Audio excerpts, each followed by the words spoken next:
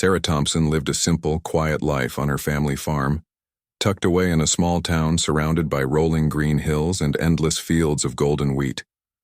The air always smelled fresh, carrying hints of wildflowers and freshly cut grass. Her days were filled with the sounds of birds chirping, the gentle rustling of leaves in the breeze, and the occasional moo from her cow, Daisy. To Sarah, this place wasn't just a piece of land. It was home. It held memories of her childhood, stories of her grandparents, and dreams for the future. The farm had been in Sarah's family for generations, passed down like a treasured heirloom. When her grandfather passed away, he left the farm to Sarah, trusting her to keep it alive and thriving. And she did just that. Every morning, rain or shine, Sarah would wake up before sunrise, put on her boots, grab her hat, and head outside to care for the animals and tend to the crops. She didn't have much, just a modest house, a few acres of farmland, and Daisy. But to her, it was more than enough. Daisy was no ordinary cow. She was special. Sarah had raised Daisy since she was a calf, bottle feeding her and watching her grow into a strong, friendly animal. Daisy wasn't just livestock. She was part of the family. On hot summer afternoons, Sarah could often be found sitting under the shade of an old oak tree, leaning against Daisy as they both enjoyed the cool breeze.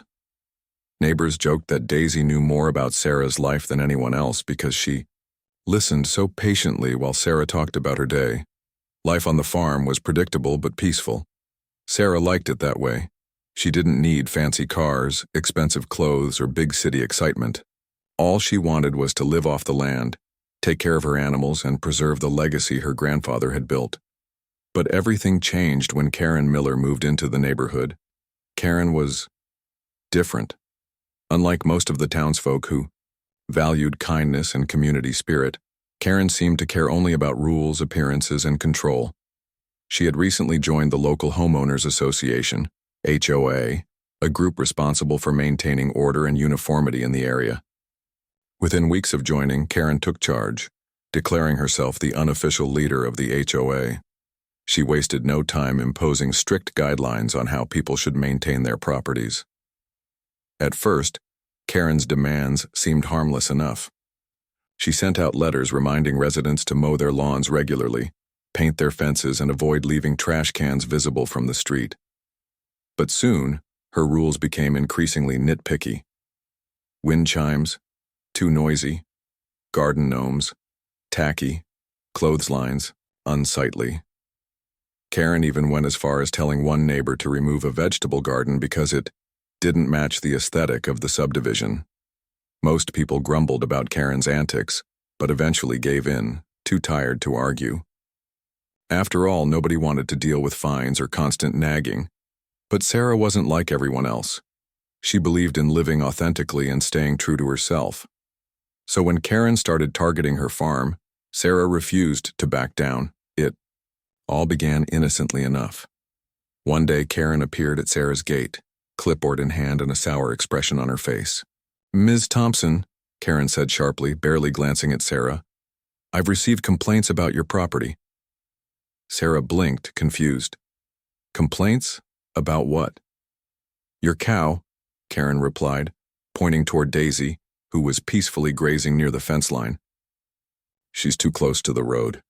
It's unsightly and lowers property values."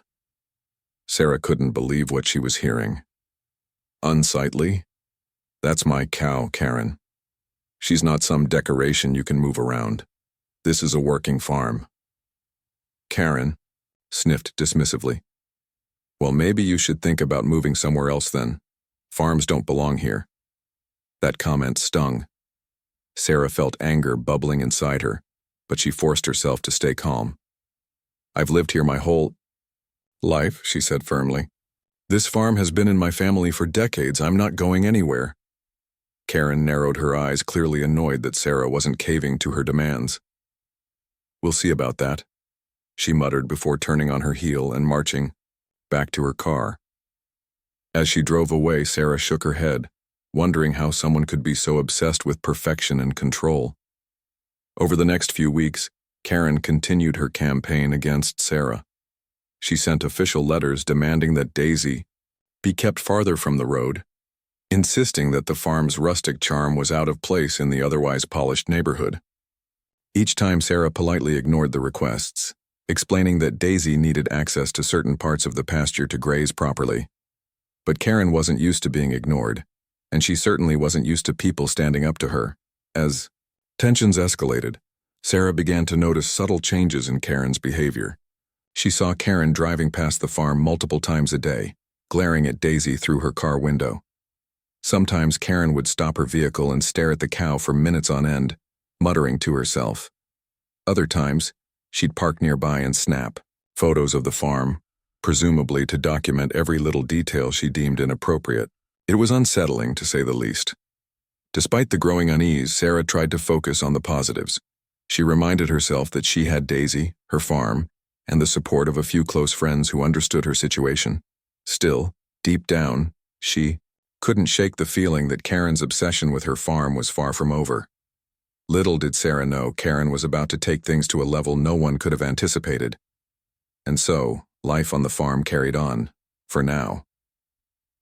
But clouds were gathering on the horizon, and Sarah knew that sooner or later a storm was bound to hit. Karen's obsession with rules and regulations only grew stronger as time passed. What started as minor complaints about Sarah's farm quickly escalated into a full-blown crusade. To Karen, the farm wasn't just an eyesore, it was a personal affront to everything she believed in. In her mind, neighborhoods should be pristine, orderly, and free of anything that didn't align with her vision of perfection. And unfortunately for Sarah, Daisy and the farm were at the top of Karen's hit list. Every few days, Karen would march over to Sarah's property, clipboard in hand, ready to deliver another lecture. Her tone was always sharp, her expressions cold, and her demeanor unyielding. "Ms. Thompson," she'd say, tapping her pen against the clipboard for emphasis. "This simply cannot continue. Your cow is creating chaos." Chaos? Sarah thought. How could a gentle animal like Daisy cause chaos? Sarah tried to explain, patiently and repeatedly, that Daisy wasn't causing harm to anyone. She grazed peacefully, stayed within the boundaries of the farm, and contributed to the ecosystem by keeping the grass trimmed naturally. But Karen refused to listen. To her, Daisy represented disorder, a disruption to the polished image she wanted the neighborhood to project. The tension between them reached new heights when Karen brought up the issue of property values. According to Karen, having a cow so close to the road made the area look less appealing to potential buyers. "People don't want to live next to farms," Karen declared one afternoon, standing stiffly by Sarah's fence. "They want manicured lawns, white picket fences, and charm, not mud, manure, and cows." Sarah crossed her arms, trying to stay calm. "This has been a farm for decades, Karen, longer than you've lived here. People know what they're getting when they move into this part of town."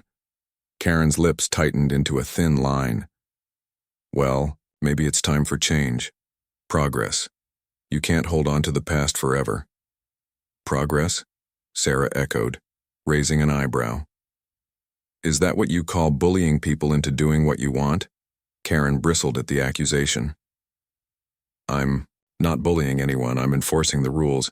If you don't like it, perhaps you should consider selling your land and moving somewhere else." That comment hit a nerve. Sarah took a step forward, her voice firm but controlled. "This isn't just land to me. It's my home. My family's legacy. I'm not going anywhere, and neither is Daisy." For a moment, Karen looked taken aback, as if she hadn't expected Sarah to stand her ground so fiercely. But then her expression hardened again, and she turned on her heel without another word. As she walked back to her car, Sarah couldn't help but notice how tightly Karen gripped her clipboard, her knuckles turning white. Over the following weeks, Karen doubled down on her efforts to force Sarah to comply. She sent official letters, stamped with the HOA logo, each one more demanding than the last. The first letter politely requested that Sarah keep Daisy farther from the road. The second warned her of potential fines if she failed to comply. By the third letter, the tone had shifted entirely. It was hostile, accusing Sarah of deliberately ignoring the HOA's guidelines and threatening legal action. Sarah read each letter carefully before tossing it onto the kitchen counter. She knew Karen was bluffing, at least partly. Farms like hers weren't subject to the same restrictions as suburban homes because they predated the HOA's existence. Still, the constant pressure was exhausting. Every day felt like a battle, and Sarah couldn't shake the feeling that Karen wouldn't stop until she got her way. Things came to a head one Saturday morning, when Sarah spotted Karen pacing along the edge of her property. Karen was carrying something unusual this time, not her usual clipboard, but a large sign. Sarah watched curiously as Karen hammered the sign into the ground near the fence line. When she finished, Sarah walked over to see what it said. The sign was bright yellow with bold black letters, warning unsafe conditions ahead. Sarah stared at it in disbelief. "Unsafe conditions?" she asked aloud, turning to Karen, who was dusting off her hands. "What exactly is unsafe about my farm?" Karen smirked, clearly pleased with herself. "Oh, plenty of things. Loose animals, uneven terrain, unsanitary practices. The list goes on. This sign is for the benefit of our neighbors. We wouldn't want anyone getting hurt, would we?" Sarah clenched her fists, struggling to keep her temper in check. "You're unbelievable," she said through gritted teeth. "There's nothing unsafe about my farm. You're just trying to scare people." Karen shrugged, feigning innocence. "I'm only doing my job, Ms. Thompson. Protecting the community is my responsibility." With that, Karen climbed back into her car and drove off, leaving Sarah fuming. She stood there for a long moment, staring at the ridiculous sign. It wasn't just annoying, it was insulting. Sarah had worked tirelessly to maintain her farm, ensuring it was safe and functional for both her animals and anyone who happened to visit. The idea that Karen could waltz in and label it unsafe without any evidence was infuriating us. The days went by. Sarah noticed subtle changes in how her neighbors interacted with her. Some avoided eye contact when they passed by her driveway. Others gave her sympathetic smiles but said nothing. A handful of people even stopped coming over altogether. At first, Sarah assumed it was because they were intimidated by Karen's influence. But then she overheard snippets of conversations that made her realize the truth. Karen had been spreading rumors. "She says the cow wanders onto the road all the time," one neighbor whispered to another during a casual chat outside their house. "Apparently it's a hazard. I heard the whole place smells terrible," another chimed in. "No wonder property values are dropping." Sarah's heart sank. She knew Karen was behind these lies, planting seeds of doubt in people's minds. The worst part was that some of her neighbors actually believed them. No matter how hard Sarah worked to prove otherwise, Karen's words carried weight because of her position in the HOA. People trusted her, or at least, they trusted the title she held. Feeling defeated, Sarah spent the rest of the evening sitting under the old oak tree with Daisy. She leaned against the cow, stroking her soft fur as tears welled up in her eyes. "What am I supposed to do, Daisy?" she murmured softly. "How do I fight someone who won't listen to reason?" Daisy nudged her gently, as if sensing her sadness. Sarah smiled faintly, grateful for the comfort her loyal companion provided. Deep down she knew she couldn't give up. This farm meant too much to her, not just for herself but for her family's memory. If Karen thought she could intimidate Sarah into submission, she was wrong. But as peaceful as that moment felt, Sarah couldn't ignore the growing storm on the horizon. Karen's tactics were becoming increasingly aggressive, and Sarah had no idea what she might try next. All she could do was brace herself and hope for the best. Little did she know Karen's next move would leave her, and everyone else, speechless. It was a crisp autumn morning, the kind where the air feels cool and fresh, carrying with it the faint scent of fallen leaves. Sarah woke up early, as she always did, ready to tackle the day ahead. She stepped outside, pulling her jacket tighter around her as a gentle breeze swept through the farm. The sun was just beginning its ascent, casting long shadows across the fields. Everything seemed calm, too calm, in fact. As Sarah made her way toward the pasture to check on Daisy, she noticed something unusual near the fence line. A car was parked there, its engine idling softly. It didn't take long for her to recognize it as Karen's sleek sedan. What was Karen doing here so early? And why was she still sitting in her car instead of marching over with her usual clipboard? Curiosity turned to alarm when Sarah saw Karen step out of the vehicle. But this wasn't the composed, neatly dressed woman Sarah had grown accustomed to seeing. Karen looked disheveled, her hair slightly unkempt, her face flushed with anger. In one hand she held what appeared to be a gun. Sarah froze, her heart pounding in her chest. "Karen?" she called out cautiously, her voice trembling despite her best efforts to stay calm. "What are you doing here?" Karen didn't answer, right away. Instead, she strode purposefully toward the fence, her eyes locked onto Daisy, who stood grazing peacefully nearby. When Karen finally spoke, her tone was icy and sharp, every word laced with venom. "I've had enough of your games, Sarah. You think you can ignore me, defy the rules, and get away with it? Well, not anymore." Sarah took a hesitant step forward, raising her hands slightly in a gesture of peace. "Karen, please, let's talk about this. There's no need for—" She stopped mid-sentence, unable to finish as Karen raised the gun and pointed it directly at Daisy. Time seemed to slow down. The world around Sarah went eerily silent, save for the sound of her own heartbeat thudding in her ears. Her mind raced, trying to process what was happening. Was Karen really going to shoot her cow? Over a dispute about property lines and aesthetics? It felt surreal, like something out of a nightmare. "You don't understand," Karen hissed, her grip tightening on the weapon. "This isn't just about your precious cow, it's about respect, about following the rules. Everyone else does what they're told, but you act like you're above it all, like you're better than us." "That's not true," Sarah protested, her voice rising in desperation. "I'm not trying to cause trouble. I'm just trying to live my life and take care of my animals. Daisy hasn't done anything wrong." "She's ruining everything," Karen shouted, her voice cracking with emotion. "My neighbors complain about her all the time. Property values are dropping because of her. And you refuse to do anything about it." Sarah shook her head, tears welling up in her eyes. "Please, Karen, put the gun down. We can figure this out another way. There's no reason for this to escalate."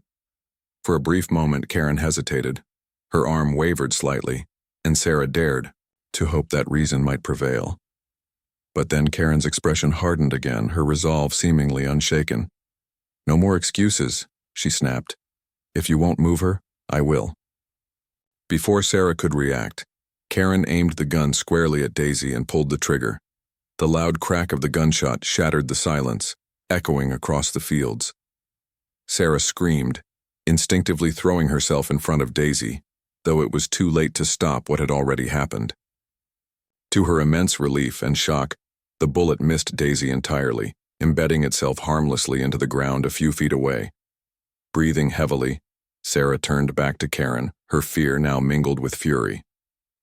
"Are you insane?" she demanded, her voice shaking with anger. "You could have killed her, or worse, you could have hit me." Karen lowered the gun slightly, looking almost surprised by Sarah's reaction. For the first time since arriving, she seemed uncertain, as if she hadn't fully considered the consequences of her actions. But then her defiance returned, and she straightened her posture, glaring at Sarah. "Don't test me," she warned. "I mean business." Sarah clenched her fists, torn between terror and outrage. She knew she couldn't let Karen intimidate her any further, but she also realized how dangerous this situation had become. One wrong move, and things could spiral completely out of control. Just as Sarah was trying to decide what to do next, a car approached from down the road. It belonged to Mr. Henderson, an elderly neighbor who often drove past the farm during his morning routine. He slowed down upon seeing the commotion, rolling down his window to peer curiously at Sarah and Karen. "What's going on here?" he asked, his brow furrowed with concern. Before either woman could respond, Karen quickly tucked the gun into her coat pocket, attempting to hide it from view. "Nothing to worry about," she said dismissively, forcing a smile. "Just having a little chat with Ms. Thompson." Mr. Henderson didn't look convinced. His gaze shifted between the two women, lingering on Karen's tense demeanor and Sarah's pale, frightened face. Sensing that something was very wrong, he reached for his phone. "I think I'll call the police," he said firmly, "just to be safe." "No," Karen exclaimed, panic flashing in her eyes. "That's unnecessary. Really, everything's fine." But Mr. Henderson ignored her protests, dialing the number anyway. As he spoke to the dispatcher, Karen shot Sarah a venomous glare, silently blaming her for the turn of events. Sarah, meanwhile, felt a mixture of emotions: relief that help was on the way, guilt for involving others, and lingering fear over what might happen next. Within minutes, the distant wail of sirens filled the air. 2 police cars arrived shortly after, their lights flashing brightly against the morning sky. Officers spilled out of the vehicles, approaching the scene cautiously.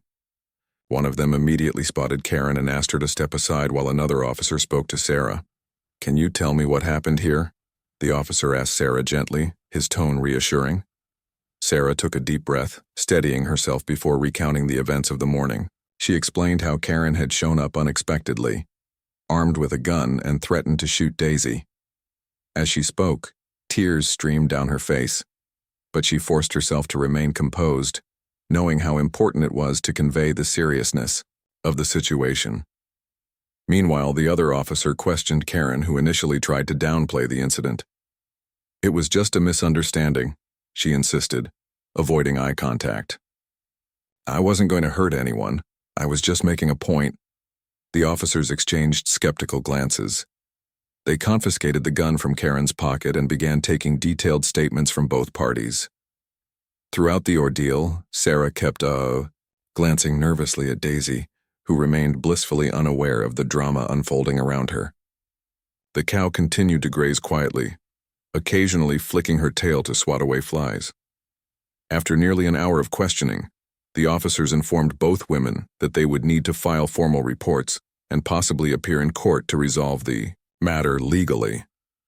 Karen sputtered indignantly, insisting that she had done nothing wrong, but the officers weren't swayed. They reminded her that brandishing a firearm, even in self-proclaimed defense of property values, was a serious offense. As the police prepared to leave, one of them pulled Sarah aside privately. "Listen," he said quietly, "based on what we've seen today, you may want to consult with a lawyer. There could be legal implications for Ms. Miller's actions, especially given the nature of the threat." Sarah nodded, grateful for the advice. Though the immediate danger had passed, she knew this was far from over. Karen's reckless behavior had crossed a line, and Sarah wasn't about to let her get away with it. As the dust settled and the officers drove off, Sarah stood alone in the field, watching as Karen stormed back to her car and sped away. Her hands were still trembling, but beneath the fear, a spark of determination began to grow. This wasn't just about protecting Daisy anymore. It was about standing up for herself, her home, and everything she held dear. Whatever came next, Sarah vowed to fight back, not with violence or aggression, but with truth and justice. The aftermath of the confrontation left Sarah shaken but resolute. As she stood in the field, watching Karen's car disappear down the road, her mind raced with questions. What would happen next? Would Karen face consequences for her actions? And how could Sarah ensure that something like this never happened again? Despite the chaos of the morning, one thing was clear: Karen had crossed a line that couldn't be ignored. Sarah took a deep breath, trying to steady herself. Her hands were still trembling, and her heart felt like it might burst out of her chest. She walked over to Daisy, who greeted her with a soft moo and a nudge of her nose. The cow seemed completely unaware of the drama that had unfolded just moments earlier. Sarah wrapped her arms around Daisy's neck, drawing comfort from the animal's warmth and calm presence. "It's okay, girl," she whispered, more to herself than to Daisy. "We'll get through this." But as much as Sarah wanted to believe those words, she knew the situation was far from resolved.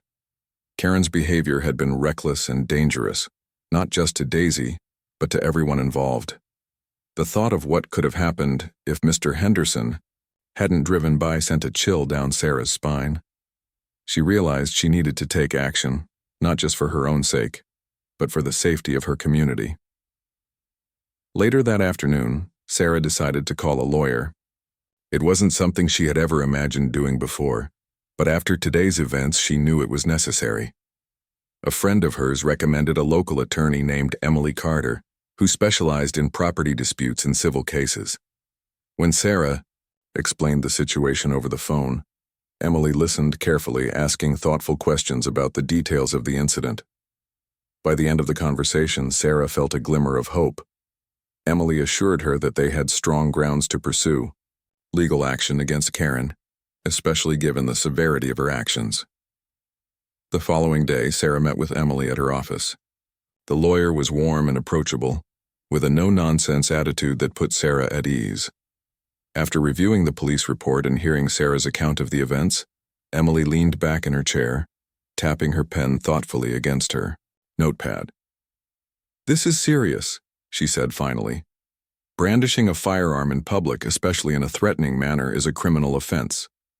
And based on what you've told me, Karen's actions could fall under multiple categories: harassment, endangerment, even potential violations of animal cruelty laws." Sarah blinked, surprised. Animal cruelty laws? But nothing actually happened to Daisy. Emily nodded. "That's true, but intent matters. Pointing a loaded gun at an animal with the threat of harm, even if the shot missed, is still considered abuse under many state statutes.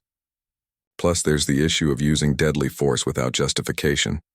Unless someone's life is in immediate danger, pulling a gun is rarely justified. And let's be honest, a grazing cow isn't exactly a lethal threat." Sarah felt a surge of relief wash over her. For the first time since the incident, she began to see a path forward, a way to hold Karen accountable for her actions. But Emily cautioned her not to expect quick results. Legal battles could take time, and Karen wasn't likely to admit fault easily. Still, having a professional on her side gave Sarah a sense of empowerment she hadn't felt in weeks. As word of the incident spread through the neighborhood, reactions varied. Some residents expressed outrage, appalled by Karen's behavior and openly supportive of Sarah. Others remained hesitant, unsure of which side to take. But one thing became clear: Karen's grip on the HOA and her influence over the community was beginning to weaken. Mr. Henderson, the neighbor who had witnessed the standoff, played a crucial role in rallying support for Sarah. He spoke openly about what he had seen, describing Karen's erratic behavior and the undeniable presence of the gun. His testimony carried weight because he was well respected in the community, a retired school principal known for his fairness and integrity. Other neighbors started coming forward too, sharing their own experiences with Karen's authoritarian tactics. One woman recounted how Karen had fined her for planting flowers that didn't match her preferred color scheme. Another man described how Karen had called the authorities on him for leaving his lawnmower in the driveway overnight. These stories painted a troubling picture of Karen's leadership, or lack thereof. Far from being the protector of neighborhood standards she claimed to be, Karen appeared increasingly like a bully, wielding her position in the HOA to impose her will on others. The more people spoke out, the harder it became for Karen to maintain her facade of authority. Karen, for her part, seemed oblivious to the growing backlash, or perhaps she simply refused to acknowledge it. In the days following the incident, she continued to act as though nothing had changed.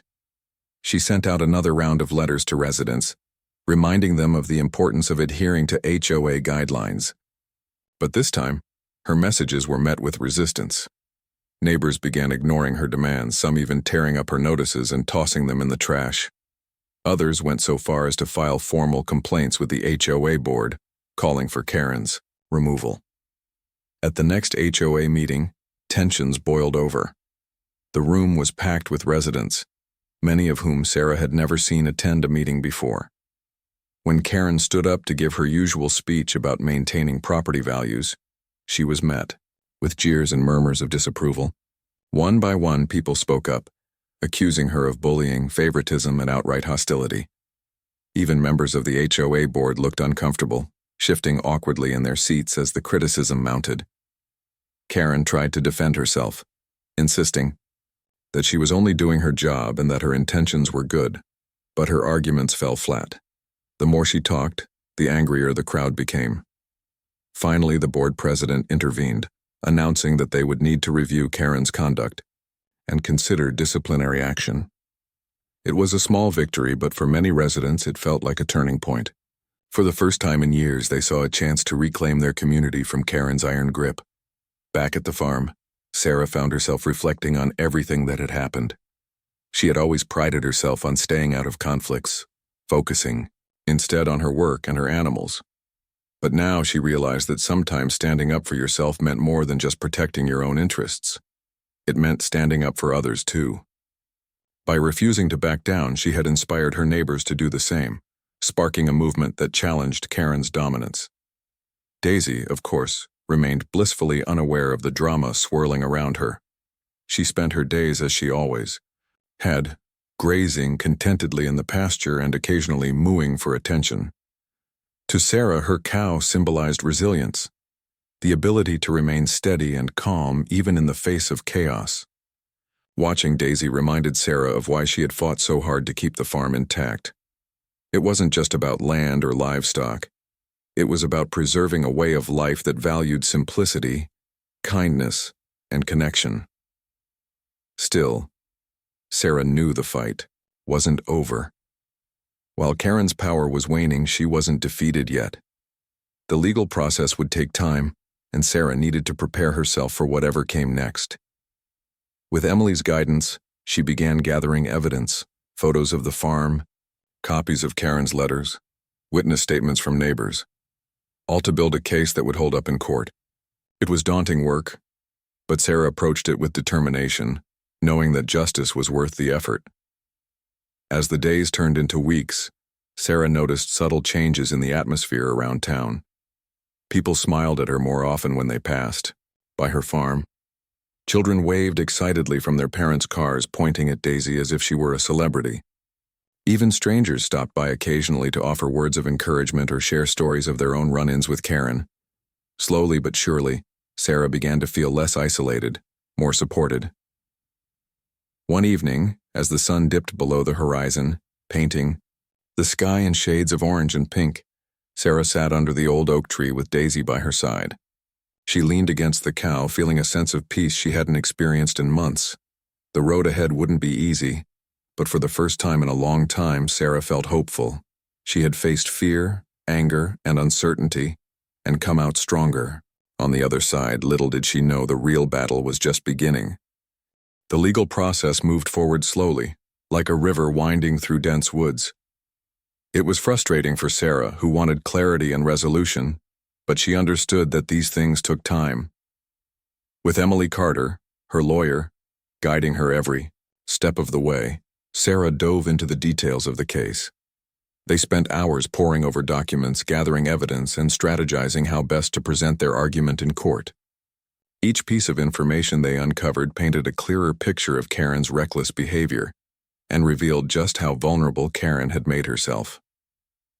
One afternoon, as Sarah and Emily sat together in the lawyer's office, Emily pulled out a thick binder filled with notes and highlighted sections of state laws. "There's something you should know," Emily said, flipping through the pages until she found what she was looking for. She turned the book toward Sarah, pointing at a specific paragraph. "This is key." Sarah leaned forward, squinting slightly to read the small print. The law stated that using deadly force against animals, even livestock, was considered animal cruelty unless it was done in self-defense or to protect human life. Furthermore, pointing a firearm at someone else's property without reasonable cause could constitute criminal harassment or even assault charges. Sarah's eyes widened as the implications sank in. So, Karen broke multiple laws? Emily nodded, a satisfied smile spreading across her face. Exactly. Not only did she threaten your cow, but she also aimed a loaded weapon at you, a direct violation of your rights. And here's the kicker. There's no gray area here. These aren't vague guidelines, they're black and white statutes. If we can prove intent, which shouldn't be hard given the police report and witness testimonies, we have a strong case. For the first time since the incident, Sarah felt a surge of confidence. Up until now, she'd been focused on surviving each day, dealing with Karen's relentless attacks while trying to keep her farm running smoothly. But this new information shifted her perspective. This wasn't just about defending herself anymore. It was about holding Karen accountable for breaking the law. It was about justice. Over the next few weeks, Sarah worked tirelessly to build her case. She collected photographs of Daisy grazing peacefully near the fence line, disproving Karen's claims that the cow posed any kind of danger. She gathered copies of all the letters Karen had sent her, highlighting the increasingly hostile tone they took as time went on. She reached out to neighbors who had witnessed Karen's erratic behavior, asking them to write statements detailing their experiences. To her surprise, many were eager to help. One neighbor, Mrs. Peterson, wrote a particularly compelling account. In her letter, she described how Karen had once shown up at her house late at night, banging on the door and yelling about a garden gnome that violated HOA standards. Another neighbor, Mr. Rodriguez, recounted how Karen had called animal control on him because his dog barked during a thunderstorm. These stories painted a vivid portrait of Karen's obsession with control and her willingness to go to extreme lengths to enforce her rules. As the evidence mounted, Sarah began to see Karen not as an unstoppable force but as a flawed, misguided individual whose actions had consequences. For so long, Karen had acted as though she were untouchable, immune to criticism or accountability. But now, thanks to Sarah's determination and the support of her community, cracks were beginning to show in Karen's carefully constructed facade. Karen, however, remained defiant. When served with official papers notifying her of the lawsuit, she reacted with predictable outrage. She stormed into Sarah's driveway one afternoon, her face red with anger. "You think you're clever, don't you?" she spat, glaring at Sarah. "Dragging me into court over a stupid cow? You'll regret this." Sarah stood her ground, refusing to let Karen intimidate her. "I didn't ask for this, Karen. You brought it on yourself. All I want is for you to leave me and my farm alone." Karen scoffed, crossing her arms. "You're making a big mistake. Do you really think a judge is going to side with you? People like you always lose." "We'll see," Sarah replied calmly. Though her heart was racing, she knew better than to engage in a shouting match with Karen. Instead, she turned and walked back toward the house, signaling that the conversation was over. As Karen drove away, Sarah couldn't help but feel a flicker of doubt. What if Karen was right? What if the judge sided with her instead? The thought lingered in the back of Sarah's mind, but she pushed it aside. She had done everything she could to prepare for the trial. Now, all she could do was trust the system and hope for the best. Meanwhile, the neighborhood continued to rally around Sarah. Inspired by her courage, more residents began speaking out against Karen's leadership. At the next HOA meeting, the atmosphere was electric. Dozens of people showed up, packing the small community center where the meetings were held. Many came armed with grievances, ready to air their frustrations publicly. When Karen stood up to give her usual speech about maintaining neighborhood standards, she was met with boos and jeers. One man shouted, "Enough of your nonsense, Karen. We're tired of being bullied." Others clapped and cheered in agreement, emboldened by the collective energy in the room. Karen tried to regain control, raising her voice to be heard over the commotion. "If you don't like the rules, maybe you should move somewhere else," she snapped, pointing accusingly at the crowd. Her words only fueled the fire. A woman stood up, holding up a stack of papers. "We've filed a petition to remove you from the board," she announced loudly. "Enough is enough." The room erupted in applause. Even some members of the HOA board looked relieved, nodding in agreement. For years, they had been too afraid to challenge Karen, knowing she would retaliate against anyone who crossed her. But now, seeing the overwhelming support for Sarah and the growing movement against Karen, they realized they had the power to make a change. Karen's face turned pale as she processed what was happening. She opened her mouth to protest, but no words came out. Instead, she stormed out of the meeting, slamming the door behind her. It was a symbolic moment, a turning point that signaled the end of Karen's reign over the neighborhood. Back at the farm, Sarah felt a mix of emotions. Relief, pride, and gratitude washed over her as she reflected on how far she had come. Just months ago, she had been isolated, struggling to defend her home against Karen's relentless attacks. Now she had an entire community standing behind her, united in their desire for fairness and respect. But Sarah knew the fight wasn't over yet. The lawsuit was still pending, and the outcome remained uncertain. Until the trial concluded, Karen was still a threat, not just to Sarah but to anyone who dared stand in her way.